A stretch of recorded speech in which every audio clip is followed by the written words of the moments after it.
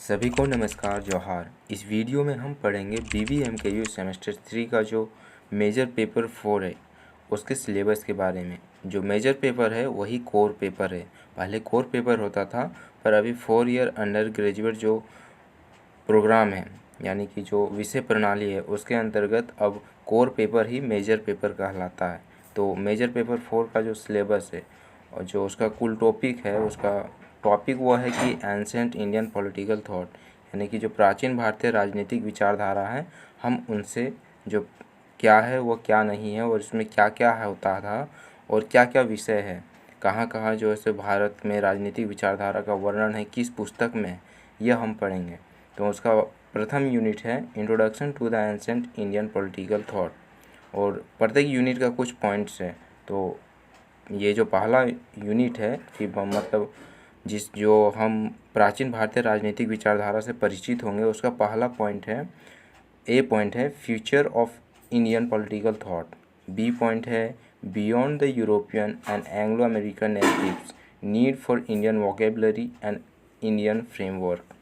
अगला C point है जिसमें हम अलग अलग जो शब्द है उसके अर्थ को जानेंगे। उसमें पहला है सभा, समिति, विद्वत, राजन, जनपद, महाजनपद और गणसंघ, जनसंघ या गणसंघ, ठीक है। फिर राज्य, अमात्याज और पुरोहित, सेनापति, मंत्री, ये जो शब्द हैं ये हम पॉइंट सी में जानेंगे। फिर अगला पॉइंट जो होगा पॉइंट डी, एक यूनिट का पॉइंट डी, नेशन वर्सेस राष्ट्र, India versus Bharat, religion versus धर्म और कल्चर, जो कल्चर है उसके वर्सेस संस्कृति। और अगला है धर्मनिरपेक्षता और पंथ निरपेक्षता। फिर यूनिट 2 में हम पढ़ेंगे द आइडिया ऑफ भारत यानी कि जो भारत का जो नाम देने का जो विचार है वह कहाँ से आएंगे। उसमें पहला पॉइंट है geographical and cultural conception of Bharat.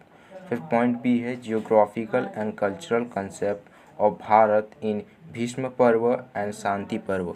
तो ये भीष्म पर्व और शांति पर्व किस पुस्तक का भाग है, तो ये महाभारत का भाग है। फिर पॉइंट सी, यूनिट 2 का पॉइंट सी में हम पढ़ेंगे डेफिकेशन ऑफ भारत इन पुराणाज यानी कि पुराणों में जो भारत का वर्णन है वो किस प्रकार है, ये हम पढ़ेंगे पॉइंट सी में। फिर यूनिट 3 है, यूनिट 3 का पहला पॉइंट है शांति पर्व इन महाभारत यानी कि शांति पर्व महाभारत में क्या है। फिर पॉइंट बी है सप्तांग थ्योरी ऑफ कौटिल्य, कौटिल्य यानी कि चाणक्य, तो उनका सप्तांग सिद्धांत के बारे में पढ़ेंगे। फिर पॉइंट सी आता है पॉलिटिक्स विद इथिक्स इन तिरुवल्लुवर।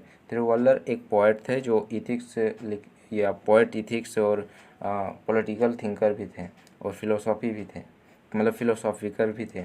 फिर यूनिट 4 आता है कंसेप्शन ऑफ मोनार्ची यानी कि जो कंसेप्ट है राजतंत्र या जो राजा का शासन रहता था उसका। तो पॉइंट ए में हम मनु के बारे में पढ़ेंगे कि मनु का जो कंसेप्ट था वो मतलब डिस्क्रिप्शन या विचार रहते थे वो क्या है। फिर बी पॉइंट पे हम पढ़ेंगे कौटिल्य और कामंडक जो थे उनके विचार क्या थे। फिर यूनिट 5 आता है, तो यूनिट 5 में हम जो पढ़ेंगे वो होगा dealing with friends and enemy state यानी कि भारत जो विचार था वो कैसे थे फ्रेंड्स और दोस्तों के साथ। तो पॉइंट ए होगा जिसमें यूनिट 5 का पॉइंट है diplomacy in epics, Ramayana and Mahabharata. देखिए जैसे कि जो हम शब्द बोल रहे हैं इंग्लिश में और वही हिंदी में दोनों का उच्चारण अलग अलग होता है। तो मैं रामायणा बोल रहा हूँ ये इंग्लिश में है तो इसलिए।